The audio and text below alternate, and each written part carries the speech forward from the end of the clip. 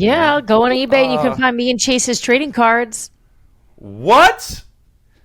Diana's trading cards going more. I sat at my kitchen table yesterday and did a bunch of them to get them because they come in the mail and you have to sign them.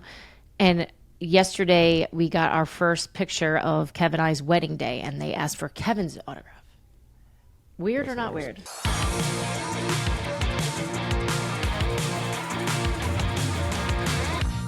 Hello, it is a Monday. It is the NFL season. It is upon us. It's game week. I am James Palmer. This is Scoop City presented by eBay. We're going to have our Super Bowl picks. We're going to have some superlatives done only the way Scoop City can do it.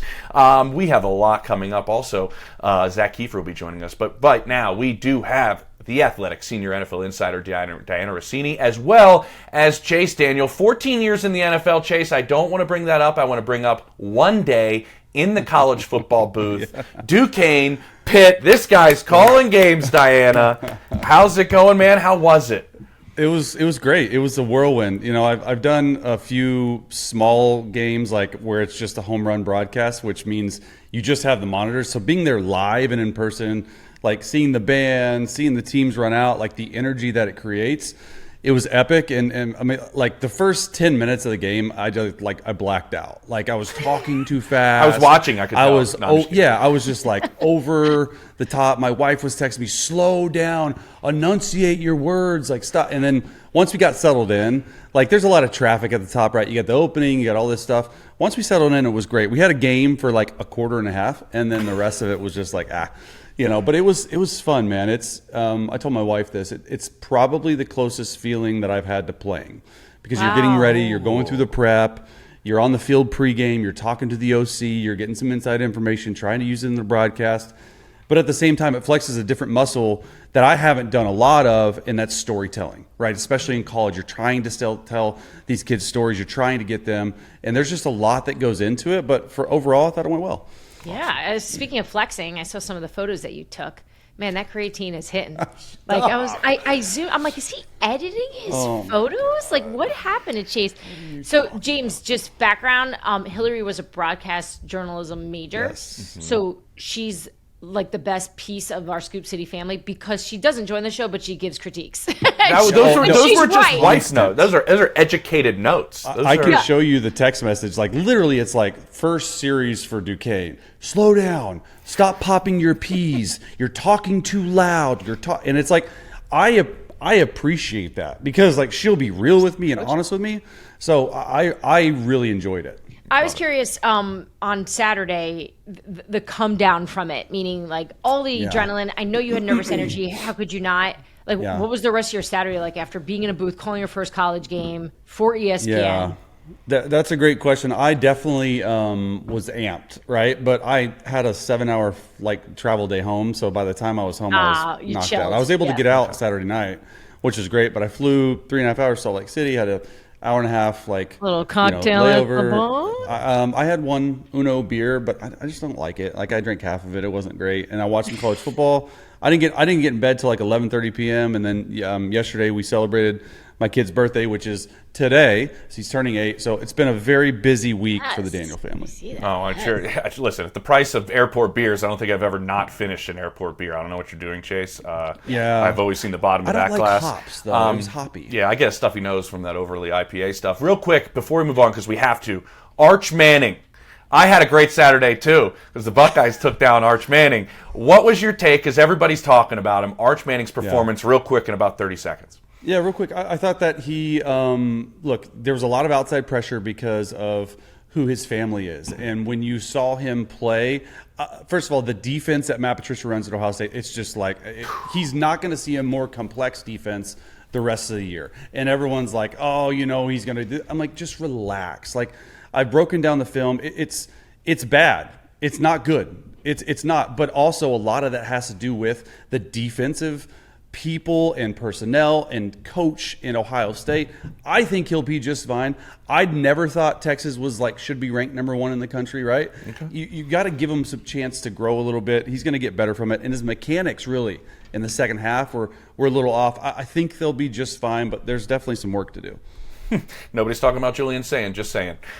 Listen, this is what we have on the show. We're talking about quarterbacks. We're developing them, or are we not developing them in the NFL? Senior NFL writer Zak Keefer is going to be joining us on a brilliant piece that he had about why the NFL is failing these young quarterbacks. We're going to have our superlative Scoop City style and our Super Bowl picks in this show. But right now, this is what we're hearing from around the league. We're going to start with the defending Super Bowl champions. The Eagles will hoist a banner or host a banner, however you want to say it, at Lincoln Financial Field on Thursday against the Dallas Cowboys. I want to go around the horn twice here to the two of you. I want a reason why the Eagles repeat. And when we go around again, it'll be a reason why the Eagles don't repeat. Chase, why do the Eagles repeat as Super Bowl champs?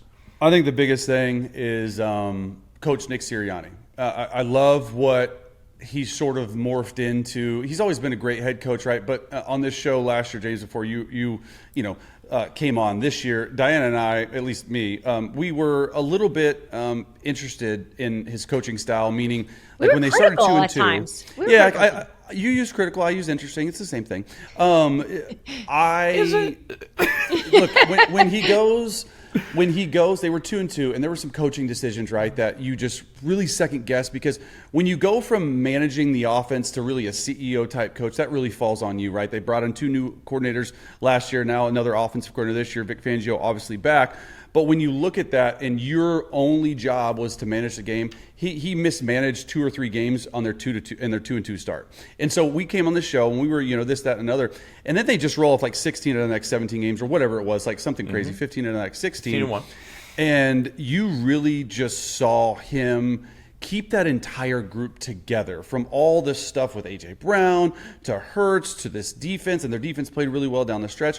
But when you really look into it, right, and, the thing that he was saying was the thing he's been preaching a lot is contribution over credit, right? Like, how are you going to contribute to the team? Like, yeah, we won the Super Bowl. Yeah, we're going back to back. It just takes a really special coach because, look, I was able to be a part of a Super Bowl team in 2009. And going into the 2010 season, Sean Payton, I thought, did an excellent job keeping the team together, doing everything that they could. We didn't start great. We finished like 10-6. We lost in the Beastquake mode game. But I thought for the most part, like, Sean was so good at it, like giving us time off. The message, what it is, it's almost like starting over and tearing it down. But when you look at their roster, along with the coach, like the coach is so critically important coming off of a Super Bowl year to set sort of the expectations and set like, hey, this is the path we're following. Let's keep them together. And I thought he did a really good job last year. I imagine he's going to do a good job this year. I love that concept of knocking it down to build it back up, right? Because you would think, why would you ever want to knock down a Super Bowl winning team? But in a way, you kind of have to do it because that's the only way to turn the page, to give them that like fresh vibe, fresh energy of, we got to go back to work and do it. It does not tail into the new season. For sure. And I was like looking at like what teams do in the offseason to celebrate, and it felt heavy initially. Right? Didn't you feel like maybe it's just because of where I live. I just feel like the Eagles were everywhere. I couldn't get away from it. But then they tightened it up, and then it just kind of went away. And camp was here, and it's like, oh yeah, they won. Let's keep moving on. But for me, I think the reason why they do, beat the Super Bowl hangover, so to speak, is because of Jalen Hurts. Someone close to him shared with me that Jalen views this season so differently than he has every other year, because now that he has the ring, it's a completely different mentality. The pressure's off, right? He's done it now. Yeah. So now it almost feeds into the confidence that he's done it. He knows how to do it. He knows how to win in the big moments. And look, we saw him play at an exceptional level in a loss in a Super Bowl, right? So now that he played exceptional again and has it and turned out to be the winner in it all, how could he not feel great about what he's doing and how his play is at the quarterback position? So I think a quarterback last year we would not have said was the reason why the Philadelphia Eagles could win a Super Bowl is my reason for this year why I believe that they can. I love it. And to he your hasn't point, even experience, put on the ring yet. right? Like he didn't put on the ring yet, but like experience for him. He's been in these situations before. It'll bode well down the stretch for him. Yeah, I think it's exactly right. And talk about that experience and going through a Super Bowl win and then having to adjust the year after. Sure. I look at Howie Roseman, Chase. I look at what Howie did the year after they won it in 2017, and he knows the mistakes he made and the aging players that he brought in to try to win immediately, and he avoided that this year. They're a young team. They're the third youngest team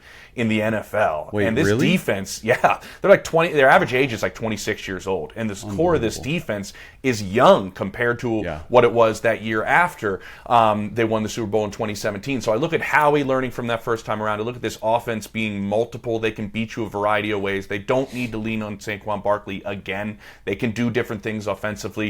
And when you have 17 of 22 starters returning and all 6 of your Pro Bowlers returning, I just think the roster and the roster construction by Howie is a big part of it. All right, Chase, why won't they repeat as Super Bowl champions?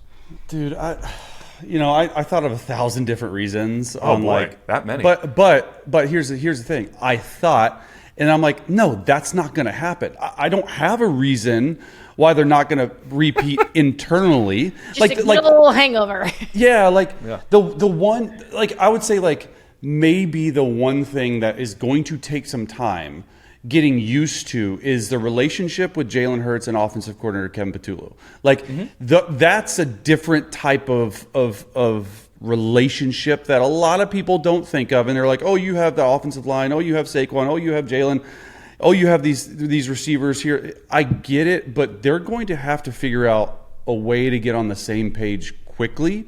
And I know Jalen's had a lot of offensive coordinators and a lot of that. That's one thing internally that I think could maybe down the stretch, if they don't get down the same page, could happen. Another thing externally is you're like, hey, why won't the Eagles repeat? I think the Chiefs. Like I think the Chiefs play them well. I think the Chiefs get back to that game. That's for later. But I think like that's the internal. The external is like, man, everyone is gunning for you. Like you're going to get everyone's best shot every single week. And we know, and we've seen this roster is like a dream team, right? It is very well constructed. Easily, in my opinion, the best roster in the NFL from 1 to 53. Just depth, every position. You mentioned Howie. But externally, like I say the Chiefs, like, being tongue-in-cheek, like another team, right? Like we are not sure who it is. It's just so difficult to repeat. I don't want to do it, but I got to do it. You're asking me why they won't repeat. He was perhaps the best player in football last year in Saquon Barkley. Ooh. Okay? What? They ran him a lot. And Yeah, I'm a lot not of just carries. talking in the regular season. I'm talking in the postseason. And Saquon has dealt with health issues when he was with the New York Giants, right? So I'm not saying that's going to come bite him. I'm just being realistic. To be able to produce as much as he does and to be as physical and as athletic and those long runs, right? We're not talking short yardage. We're talking long runs that Saquon was part of. And he did take a lot of hits. And it's an offensive line that I have a little bit of concern. I'm not like red flagging, oh my goodness. Okay. But for me, I think the reason why the Philadelphia Eagles don't win the Super Bowl, it's because something in Saquon's game took a step back. And that may be protection, that may just be the wear and tear on him. Just something with Saquon's piece of this, because to me, he was the straw that stirred the drink last year. The catalyst, no doubt. And so I that would be the reason for me at this point. By the way, it's such a weird thing to say because you're like, this person's going to get hurt. Like, I don't want to say that. No. But I don't think you're saying that. I think you're saying just lack. Like it's so difficult to run for 2,000 yards and to have the magical. Like it is a once in a lifetime season. I will go out on the plank right now and say he's not going to have the season production wise that he had last year. It's just one of the best seasons ever for a running back in the history of running backs. And so for him to be able to do that again, I mean, I hope he does. I just don't think it's realistic to have an expectation going into the beginning of the year. Yeah. Well, James? it's fair because I'll tie into this. The three things that I look at why they will not repeat, it's health, and I'll get into that, and you mentioned it, Diana. It's this defense, and it's the NFC East. Nobody repeats as the division winner of the NFC East, not since Philly did it 4 years in a row leading into 2004. They had 21 of 22 starters play in the Super Bowl.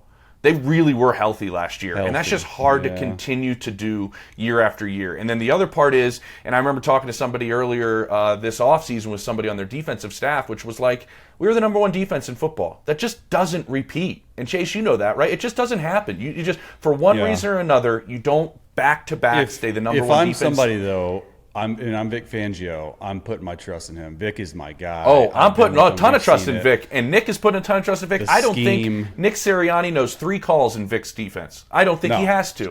Vic runs that doesn't have entire to. side of the ball. It doesn't Okay, matter. But here's what But makes Vic Fangio fantastic too. He also is constantly coaching himself up. Right, he's very open to. And Yeah. you remember when he was in Denver, right? James, probably your best. In terms He's of my guy, man. He's diehard Yeah. Phillies fan, from yeah. from Pennsylvania. Went to East Stroudsburg. Let's go. But I just think when I talk about the defense, we always talk quarterbacks second year having to make a jump. You got to have a really big jump from Quinyon Mitchell. You have a big jump from Cooper DeJean. You got to have Jackson Hunt on the edge because you don't have Sweaty anymore. Like edge play is going to be an interesting thing to look at getting after the quarterback. You got to have some young guys take a big step in year 2 of this defense. I don't doubt Vic. I'm just saying a couple of things that could come together real quick because we got to get moving here, Dianna. I need to hear something that was given to you this weekend, because I guarantee you're always working the phones, about Micah Parsons. Something that was texted to you about this trade that shocked the earth. And we did a live show about it. You can go watch it on the channel. Yes, you can.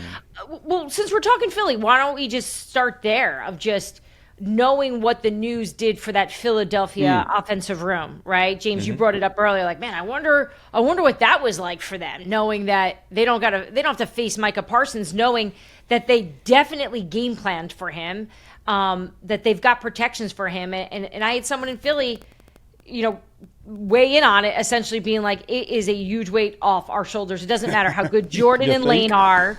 They need help, right? Like it's a fair thought. Adding tight ends and running backs, Chip, helps in every pass play, but knowing where he is unpredictable, and he jumps around so much. So just knowing that he's not going to be out there Thursday night is just a big win for this Philadelphia team, even just psychologically. Knowing that the best player in football that's not a quarterback isn't on the field, but also the mindset of what Dallas is. I had a GM send a text to me on Saturday afternoon after we got past the how is Green Bay going to be better? What's this defense going to look like? I thought the perspective of the Dallas mentality, the psychology of where they're at as a team, knowing that Micah's not there. And look, we know that Micah wasn't the perfect teammate, and he wasn't considered to be at the caliber that Dak is in terms of leadership. But at the end of the day, he's the best player on the team, and you want the best player on the team with you on the field when you go when you're trying to win games. So for Dallas to go into the link, where it's going to be wild to face the Dallas Cowboys without Understatement of the year, Dianna. Yeah, continue. They're just a little. We wild. actually have a game this week, guys. How about that? So so starting from just the matchup this week, that was certainly it. But I had an assistant coach point out, which I wasn't thinking about in the moment because we were going so quick on Thursday in our show, was just the fact that Kenny Clark practiced on Thursday. Like, I don't think we talked about that. Usually when a player is in part of a trade, they don't practice. This came together so quickly. I know there's a lot of chatter that this was there was a handshake and that things were worked out for days. That is not true from what I gather. There were definitely conversations, but in terms of it being close, I was told this thing really got slammed together on Thursday when the news broke, or at least close to that, which is why Kenny practiced. And I don't say that to laugh. It just tells you, right? That tells you exactly how this went down. So, what are you hearing about Kenny? I mean, like, how many snaps? Like, it's pretty easy for a defensive lineman, like interior, to get a game plan down. What are you hearing snap wise for him? In Dallas, because that's a big part of the trade, right? And like, it was a big obviously need 30, for them. Big need. He for turns them. 30 October 4th, right? So he's a little bit older, but I feel like he's one of the best D tackles in the league. Is he looking for a full set of reps, or what is that? Do you know Kenny Clark? No, I know He's him a as delight. Oh, okay. Yeah. Oh. Yes. not. No. Okay. So Kenny, very much so. So I reached out to him right after the trade, and look, I was expecting to get more response from him of like what Green Bay meant to him, because usually in those moments it's hard. You're getting traded. He didn't have no idea. But he sounded really pumped and ready to take this on. I don't know what their specific game plan is going to be, but knowing Kenny and knowing how the Dallas defense is going to need them, this alleged improved Dallas front, right? Against Saquon, Well, they're going to want him out there. They're better against the run now, Diana. Chase, real quick, what happens in that Eagles quarterback room, offensive meeting room? They see it come out from Diana and everybody. Trade has gone down. Micah Parsons headed to Green Bay. What happens in the Eagles offensive meeting room? Yeah, I mean, well, in the Eagles offensive meeting room, it screams and shouts and everything. In the Eagles quarterback room, they're thinking, hey, the game plan for the most part's already in because you got 2 weeks to plan. I'm sure base pass and third down was in, and then you get into game week like we are now, and you start going through different, which one do you like? As soon as that trade came out, they said, hey, let's take this third down protection plan that we've been spending 5 months on with Micah. Let's just cross it out. Let's go 5 men out in the route every time. Jalen Hurts, you're good, right? Let's focus on the interior with Kenny Clark and stuff like that. I'm telling you, there's only been 2 or 3 guys that I've been around and played against in my entire career that Sean Payton, Andy Reid have ever game planned against to actually stop it. One was Aaron Donald, one was J.J. Watt. Both excellent dudes. And Micah Parsons is one that you would absolutely do it. We would have protections called 22 paint Micah or 22 paint JJ, meaning the back, just go to JJ Watt and just look at him. Don't worry about getting out. Help your guy. That's the type of stuff that in Diana hit it. It's now you get more people out into the route. Now it's just all right, we still have to play a really good front, but we're not adding new protections that we would never have again. To just for this game, so now they're probably playing a little freer. Yeah. What was not the weirdest, but anything interesting you guys saw from the post Micah trade, online or any comments or anything that stood out? Because the thing I'm obsessed with right now is just the Green Bay Packers beat reporters videoing every single thing Micah does. They've been handed this gift, these poor Packers fans who I feel just haven't had anything to be excited about since Aaron Rodgers left, and I'm just excited for it. I like the woe Packers is me, chances, the Packers man. fans, I like the and Packers. how difficult life has been to be a Packers fan over the With course all of those quarterbacks. your lifetime. Yeah, it's really been a struggle, and they're legit Super Bowl contenders. And we will get to those Jets videos. I really get into that stuff. We'll get to speaking of Super Bowl, we'll get to those picks. We'll have them at the end of the show. I want to real quickly, before we get to Zak Keefer, who's I think just patiently waiting for us, we're going to get through some Scoop City superlatives right now, okay? Froyo is the first one. It's a pretender. And I'm going to kick this off, okay? I know this is blasphemy on this show. We're all friends of Sean Payton. We love the guy, but I'm going to say the hype is almost too big right now. Could the Denver Broncos be pretenders? Chase, I'll tell you why. I love this team. They're deep. They have a great roster. I think they really are a complete football team. But I mentioned health earlier. This has been one of the healthiest offensive lines over the last couple of seasons. Does that continue? Because it's one of the better offensive lines in football. If they lose anybody, whether it's Garrett Bowles or Mike McGlinchey for an extended period of time, or anybody in the interior with Quinn Miners, who's one of the best guards in football, that's a huge blow to this team. I think the defense is really good, but I also look at the additions they made, and I'm just playing devil's advocate here. You had J.K. Dobbins, you Evan Ingram, Talanoa Hufanga, and Dre Greenlaw. What do they all have in common? Outside, they're all good at football. They're all have injury history. Exactly. Hurt. So I'm curious if they all can stay injury free. And then the last part is, and I was going through this in my head, guys, going, what if the AFC West had 2 dodgeball teams and they were picking dodgeball teams? You pick each guy with all the skill players in the AFC West. How quickly do you start picking the Broncos skill players? Honestly, over the other players in the division. You're picking Brock Bowers, you're picking Ashton Genty, you're picking Ladd McConkey, you're picking Justin Herbert, you're picking Patrick Mahomes, Rashee Rice, Travis Kelce, all of you. Cortland Sutton, when does he get off the board? When does Bo Nix get off the board? When does J.K. Dobbins go off the board? Their skill group isn't outstanding. I think their coach that runs it is outstanding.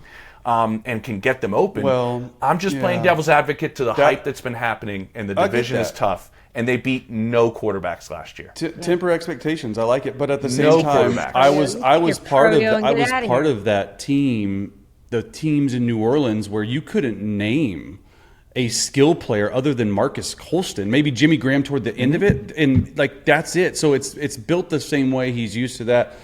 It's not a bad. It's not a bad And then I'll idea. just add this. These are the quarterbacks they beat last year. Aaron Rodgers, Baker is good, Aiden O'Connell, Spencer Rattler, Bryce Young, Kirk Cousins, Gardner Minshew, Jameis Winston, receipts. AR-15, and Carson Wentz.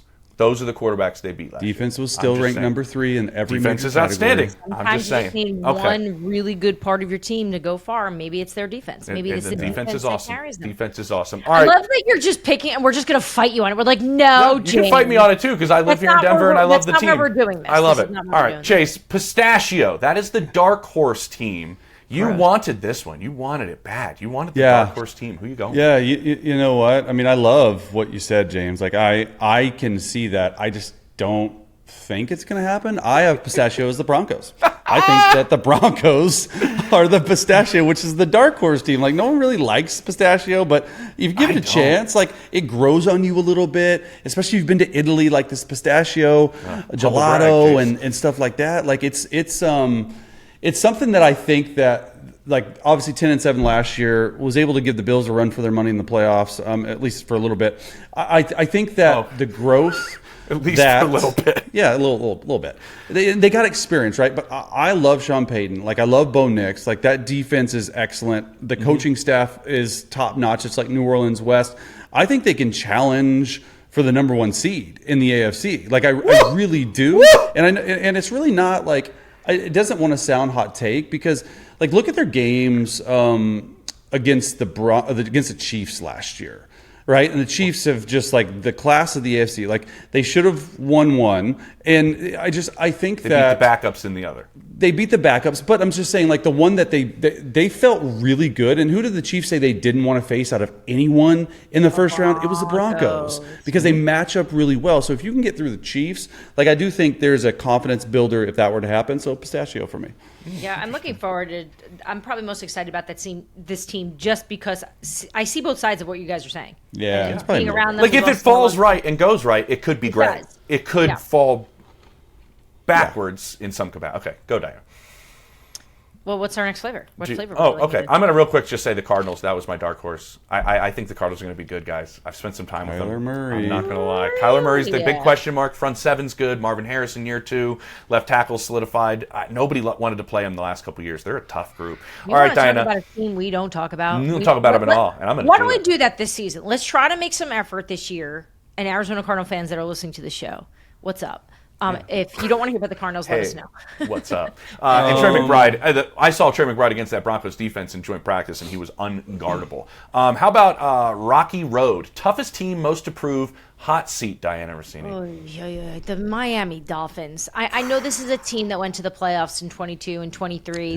They had a decent shot, despite the fact that Tua missed 6 games last year to making the playoffs. But I feel like they're going through this movement of moving on from the veteran players. They're very young, right? I agree with that. You have to do that. They had to move on. But you know what comes with a lot of young players. You need time. And I don't know how much time they have. And I feel like we've been mentioning this a lot on this show, unfortunately, but injuries are always a problem with the Dolphins. It's every single year, starting with their starting quarterback. And look, off the field, let's just call it what it is. The Tyreek Hill situation, the back and forth, the apology, the drama that's there, outside of the fact that he is a good player and you know this offense needs him, it can destroy a team. If you have the wrong guys in your building, it can destroy a team. And I think I have a lot of question marks about the future of the Miami Dolphins and even this season of what is this going to look like? And can their head coach rally these guys together to get on track? Because I just don't have a lot of belief in them right now. Yeah, I like your pick. I thought you would have picked the Colts, though. Steichen on the hot seat, quarterback situation, sticky, like, who knows what, like, just saying. No, look, we could probably have a lot of teams that are. Yeah, that's true. That's There's you true. know, There's it's a just lot. this one. I've been on this Miami Dolphins train for like 2 months now because I want to feel better about them and I just don't. Real quick, before we go to get to Zak Keefer, I do want to say my Rocky Road team is the Pittsburgh Steelers. Nobody likes to battle against time, and they kind of are battling against time. Could this be the last chance for T.J. Watt and Cam Hayward and Aaron Rodgers and Mike Tomlin? Is this the year he doesn't get 9-8 double-digit team. wins? 9-8 team. Ooh, I just see like they're all in right now. This is a lot of pressure coming in because this could be it for a lot of big name players that we've been loving watching playing football for a long time. All right, when we get back to Scoop City presented by eBay. I love saying that, by the way. Zak Keefer has an unbelievable piece. Hasn't even been released yet on The Athletic, but we have him to talk about why the NFL is failing young quarterbacks. That's coming up next. Welcome back to Scoop City, presented by eBay. James Palmer, Dianna Russini, Chase Daniel, and now we have a legend in our mix. We have senior NFL writer Zak Keefer joining us with a brilliant article that we're getting a chance to read early, which I felt kind of like I got it behind the curtain, guys. I was like, nobody's read this yet, but I'm reading it. The Bust Files, How NFL Teams Break Young Quarterbacks. Zak, appreciate you joining us, man. This was killer. I'm pumped. I know I teased this to Chase a little bit earlier this summer on Scoop City, and now we're here. The season's starting, but let's dig in. Yeah, I love it. I love it. Everybody was kind of talking to you before we jumped on going, Diana's like, hey, you could hear Hasselbeck and how he talks in his quotes. You could hear kind of, I think, the frustration in Alex Smith. Like, this still wears on some guys, I think. They're just like, you could read the quotes from Alex Smith and he's like, I remember when they told me I couldn't. Like, you could see, like, it sticks with them. And I think that's the importance of this, too. And I think you conveyed that really well to where you can still see some of the information and the guidance and the expertise on it, but some of the frustration on some of these guys that you talk to that have been through it, and it still sticks with them, it seems like. Yeah, I felt like I was Alex Smith's therapist for a while. And if you know his story, or if you read this story, it will hit you hard. The other part of it was kind of stunning to me was talking to guys like Troy Aikman and Peyton Manning, right? Like two of the best to ever do it. Yeah. The fragility and like the lack of confidence they had earlier in their careers was like, are you kidding me? Like Peyton Manning was looking at his coach 6 quarters into his NFL career thinking, I'm going to get benched because I can't stop throwing interceptions. That's Peyton Manning. And then Troy Aikman's like, Zach, I wouldn't be here today if we didn't bring in Norv Turner in year 3. Like, they were going to bench me, and the Cowboys were probably going to move on from me, which sounds crazy right now, but those are two of the best to ever do it. Imagine what it's like for all these young kids coming in that are not playing the college careers that those guys did. When you get to Alex Smith, because I played with Alex for his first 3 years after he left San Francisco, and reading your article and really focusing in on Alex's quotes, you could tell that he was still pretty pissed about how things went down in San Francisco and just the lack of support and stuff around him. And it rings true, Zach, because like I remember when he got traded to Kansas City, we were on the same like physical like bus to go get a physical together. We were there at the same time. Like they traded for him, they signed me in free agency, and I remember through the first year, it was like really hard for me to get him to open up a little bit, like because he's always in your article. He's like, I prep by myself. Like that's just how but then like toward the end of the last year and then the next 2 years, he's like, man, like I was like that in my first year because I had all these scars from everything that had happened. And I've seen the prep with you and the other quarterback room, Tyler Bray and Aaron Murray. He's like, I wish I had this, because we would watch film on Tuesdays or off days for 4 hours and go through everything. And we were just like a group. And another guy had mentioned, hey, the quarterback room, he's like, I wish I would have had this to me, like when I was in San Francisco. And so for me, it's like, when you do this article, how in the world are these billion-dollar franchises not doing everything in their power to help the young quarterback who doesn't know how to prepare like a pro? Because the Caleb Williams article came out last year with Seth Wickersham. I don't know how to watch film. Like, it just blows my mind. So when you talk to these guys, like, have you got a why? Like, why is that not the case? It's stunning. I mean, Caleb Williams wasn't the only quarterback watching film alone. Alex Smith told me the same thing. And to speak to his experience, I mean, Chase, you know this, 7 different offensive coordinators his first 7 years. He was looking at the sideline as a rookie, asking the coaches if he could get into shotgun, asking them. And they said no. When Jim Harbaugh got there 7 years into his career and basically saved his career, he said 2 coaches saved his career. Jim Harbaugh first, Andy Reid second. Yeah. He said, Jim Harbaugh said, you were great at running the football at Utah. Why didn't you run it ever? Like, why don't you ever run it? Dual threat. And they said, because I'm not allowed to. They never let me run the football. So to speak to the bigger issue, like, this is a Troy Aikman quote, and this was really damning. He said, coaches say they're going to build their offense around their quarterback skill set. Only a few of them actually do it. Yeah, no doubt. And Alex No Smith doubt. said, look, like, these coaches are stubborn, and they look for guys who will fit a playbook. And he said, if you look for guys who fit a playbook and you don't get that guy, it's never going to work. And you just spend your whole career looking for those guys who fit the playbook. And Alex Smith made a really good point. He's like, look, the offense I ran in Kansas City is nothing like the offense Patrick Mahomes runs now. And he said Andy Reid is the best at that. Real quick, Diana, sorry, I know you want to talk, but that's just exactly what I wanted to hit on because I have that firsthand experience because I remember our first year with Andy Reid. Me and Alex are like, hey, I came from New Orleans, he came from Harbaugh with this, like the Saints, like offensive like gurus, and Andy's obviously an offensive guru, but we're like, hey, like, coach, why in the world are we calling the Z receiver a flanker? Like, we'd have to say flanker motion. Like, why can't we just call it a Z? He's like, well, this is just how it's always been done in Philly. And then, but you see Andy, and this is not the case for a lot of coaches, morph his scheme to be like, take the player feedback. Diana, when we were there last year, he's like, I take plays from janitors. I don't care. And so I do think that's a big issue on coaches today. Like you, and maybe not as much, right? But you see them saying, hey, fit the system. I'm not changing it. And those are the guys that usually don't pan out. Well, to that point, Chase, I remember talking to a team president or a team executive during the hiring process about what that was like for them when they were meeting with all these different head coaches.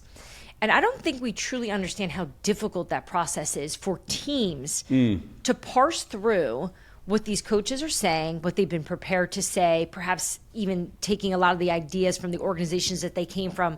And so many of these coaches lacking the ability to make it their own and explain how they're going to make it work with this new organization that they're interviewing for. But this person was just saying it's just hard to know and find the characteristic that we're talking about here, which is how do you bring in a head coach or an offensive coordinator, the play caller, that is truly going to make the quarterback the best version of him without any ego of the coach being involved? How many times have we seen head coaches, well, they're great play callers. We're talking about Chicago so much right now. Yeah. Brian Daboll was one of those for a while, where they are tremendous. Are they able to get the most out of the quarterback, though? I thought Kevin O'Connell, Zach, was phenomenal in just really taking ownership of it, of like, it's on us. Like, that's the first time I had heard a coach really go out swinging a bit and admitting, like, if the quarterback doesn't work, that's on us. We're not doing enough. That's not normal. Right? And because but what makes Kevin so great is he has that ability to connect with these quarterbacks because he's been there, right, Chase? Like, Yeah, he's for sure. he's failed. I think it's the way it's the way you worded it. I remember reading that line like, ooh, that was harsh, but it's the truth, right? Like, he didn't make it. But from your conversation with O'Connell, what do you think the characteristic he has that has made him the coach of the year last year and really get the trust of quarterbacks?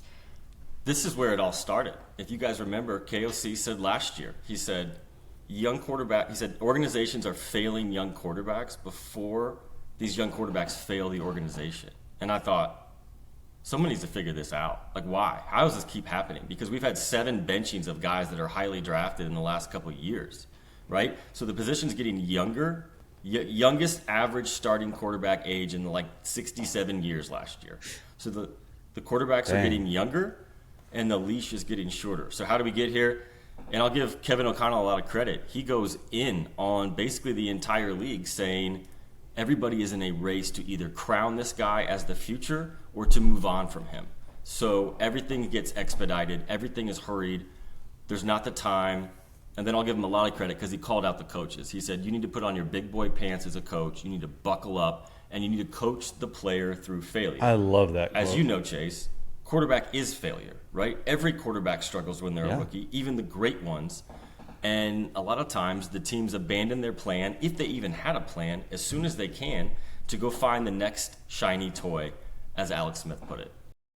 This conversation went on for a really long time, and it was outstanding. Tomorrow on the YouTube channel, we're going to be dropping the entire conversation we had with Zak Keefer about the developmental, or lack thereof, the developmental process with these young quarterbacks. Check out that tomorrow, but this was just outstanding. We have one more block of Scoop City presented by eBay coming up. It's our MVP picks and our Super Bowl picks. Dianna Russini's favorite time of the year. Welcome back to Scoop City, presented by eBay. I'm James Palmer alongside Chase Daniel and the Athletic senior NFL insider, Dianna Russini. This is her favorite segment. She requested it. She's the one who wanted to do this. She did request it. This was her call, so we all just followed suit. It is our MVP picks for the season, Chase, and our Super Bowl picks. Chase and I said, no, Dianna. We don't want to do MVP picks. We don't want to do Super Bowl picks. And Dianna was like, guys, I've been thinking all holiday weekend about doing my MVP picks for everybody and doing my Super Bowl picks. So, Dianna, we'll have you go first on your MVP pick. You are first. The Scoop City fam that listens knows how much I hate doing this stuff because I have to hear from others and people in the league after I name them as to why'd you go with that one? Why did you pick us? Why'd you pick this one? As you guys found out last year when I picked for the MVP title, I voted Did you go CJ Stroud? No, I voted for Lamar Jackson for MVP. It's not a bad pick. I mean, It was a great pick. I stand by it. But I did not know that my vote was going to be revealed to the world. No, I'm talking about your preseason vote, Dianna. Didn't you go? No, last year. CJ Stroud? Preseason. No. On this show. No. You're thinking Super Bowl pick. But I am going to double down. Even worse. I think Lamar Jackson is going to be MVP again this year. Trey Lance? I think we're going to see him pull this off. This is what, but we'll get to my Super Bowl pick in a second here. He is not slowing down. Lamar Jackson is just getting better.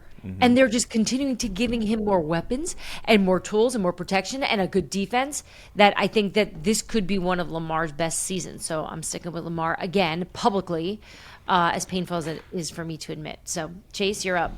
Your MVP. I mean, literally, it's come down to like the top 4 quarterbacks, right? Because this is a quarterback I know where you're going. driven league, and it's like the top 4 in any given order: Josh Allen, Mahomes, Burrow, and Lamar, right? However, I'm gonna go with a guy who has been getting a lot of disrespect lately, Oh, I know where you're going. and no one's really been talking about him, and I think that's stupid. So I'm gonna go with Patrick Mahomes. I think Mahomes gets back to form, throwing the ball down the field.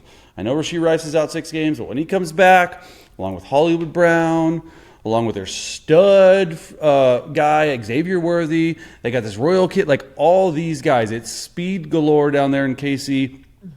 And I was talking with somebody this offseason that I know really well in the Chiefs organization. And they said, Chase, I promise you that we are going to throw the ball down the field. So I believe him.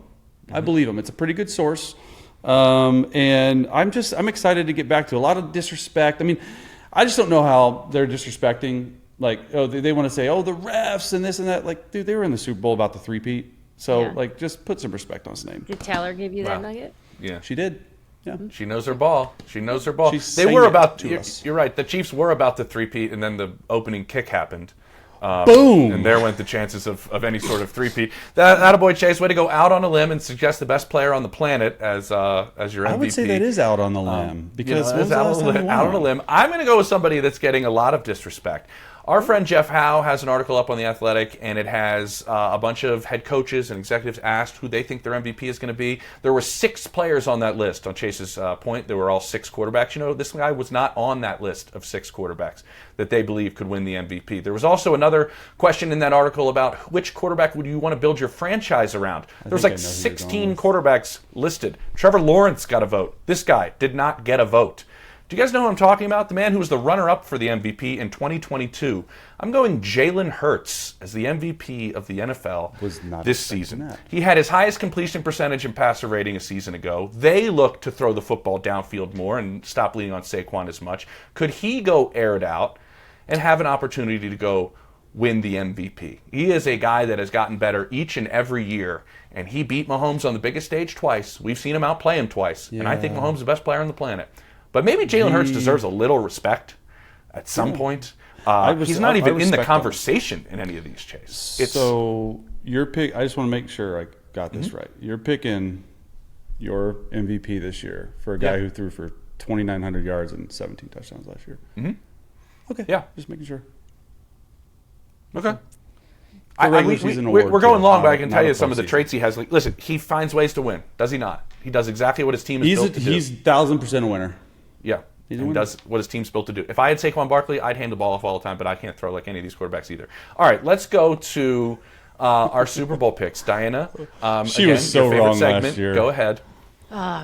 James, last year you weren't with us. I went with the Houston Texans. That did not do very well. It's okay. Chase reminded me every week that I picked the Houston Texans. Which is why I hate this game, because I hate being a loser. I was very, very, very tempted to go with the Minnesota Vikings on this one, okay? Mm-hmm. And then I took a breath. Wow. No, I took a breath. And I remembered that they have a young guy. Yes. I think their team is built, but they've got a young guy, and we've got to be patient to take Zak Keefer's article to heart. So I chilled out on that, and I decided that the Philadelphia Eagles are going back-to-back. Woo! And wow, way to go out on a limb here, Diana. Not going on a limb. Their roster, to me, is just better than anyone else's. It doesn't take a lot of math. It doesn't take a lot of research. I don't need to make phone calls on that. They are just able to put that's a good line. Players out on the field that are just better than yours. And I just think if the Philadelphia Eagles can stay healthy, stick together, Howie continue to make moves, which we know, and he's proven that he's willing to make moves even before the trade deadline if they see that perhaps maybe on defense they need to supplement or figure out some answers that they don't have the answers to just yet, or perhaps some injuries on the offensive line, we'll see. I just have all the confidence in the world that this team's just going to keep on rolling.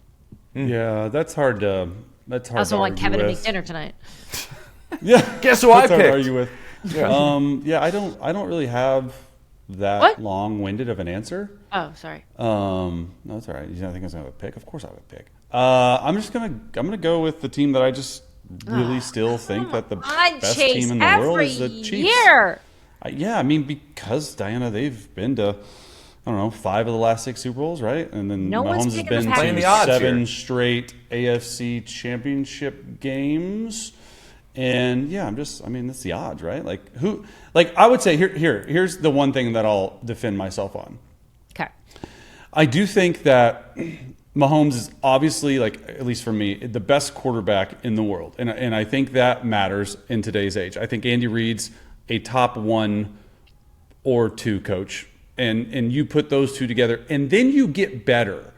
You get better offensively. We think they drafted their stalwart at left tackle from Ohio State, and their receiver room, if they're healthy, is fast. And it's just like, man, we've seen a sort of drop off for sure.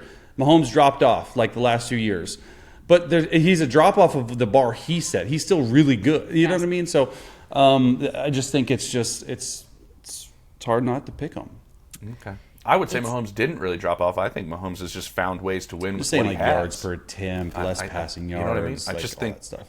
He also finds ways to win with what he's got. I'm going to go and tie this into Diana's MVP pick. Okay. I think the man gets his third. Like Diana said, possibly. Does that happen? I don't know. But I will say he gets his Super Bowl. And I'm going with the Baltimore Ravens. And I think after the Eagles, this is the best roster in football. I think this defense is one of the top 3 in football. I think they have an extremely versatile secondary. I think they can beat you with both tight ends and running the football, and Zay Flowers gets better every year. I think the Ravens could be this could be the time that they get over the Chiefs hump. I like that. I like that a lot. So I think the Ravens, they have it too. And we're talking about coach, it's one of the better coaches in football, and John Harbaugh. Can they do it? I think this might be the year that they do it. That's not a bad one. All right, well, let's make sure we keep track of these because I was wrong on the Micah one last show. Oh my God! You asked me, Micah is going to be on the field for the opening. Oh yeah, and I'm like, of course, yeah. Come on. I was like, oh God, yeah, I think so. Then we've got you Jackson Dart by Halloween and seeing that's happening. I like that one, and a lot of people like that. I'm not sure if Diana discussed it with Brian Daboll over ice cream, if Jackson Dart will be so random there by Halloween. But, you know. Don't live in the same town as head coaches. Note to self. Or do. You got to run into him. No, it's all good. He's great. He is energized. He is ready to go for this season, which is good to see because we know that the Giants went through a lot last year. So You better be. yeah. I love it. I Well, we're could've done energized to with- get this season going, aren't you? Right? We're here. We are, guys. I know. This is what's great. I was thinking about this before the show. We spent so much time on Scoop City the last month talking about contracts, which I know for the listeners could be a little dull and boring, but they were big stories. So it's fun that we get to really start talking some ball now, guys. So I'm glad to be doing it with you. I love it. I love it. Remember, you can catch the entire Zak Keefer interview, which was outstanding, when it's just separated in its own self as well on the channel. So for Zak Keefer, for Chase Daniel, for Dianna Russini, I'm James Palmer. This was another wonderful, now we're in football week, episode of Scoop City presented by eBay. Thanks for watching Scoop City. Don't forget to like, subscribe, and feel free to leave a comment. New episodes of Scoop City drop every Monday, Wednesday, and Thursday.